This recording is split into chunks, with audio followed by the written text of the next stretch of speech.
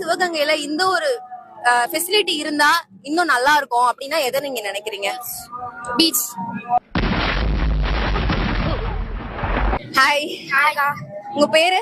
என் பேரு சந்தோஷ். என் பேரு நிதிஷ் ராஜா. சிவகங்கையா ரெண்டு பேரும்? ஆமா ஆமா. ஓகே, இந்த ஃபெசிலிட்டி இருந்தா இன்னும் நல்லா இருக்கும். 7வது விஷயம் இருக்கு, ஆனா 8வது விஷயம் ஒண்ணு சிவகங்கையில உருவாக்கணும்.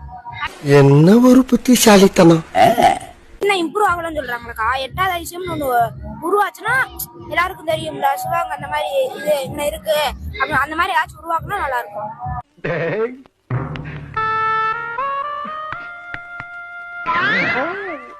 ஹாய்க்கா. உங்க பேரு? கீர்த்திகா. ஓகே, சிவகங்கையா நீங்க?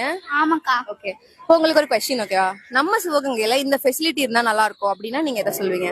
ஜூ. அமைச்சரே, இது கரடி தானே? ஹலோ சார், நீங்க சிவகங்கையா?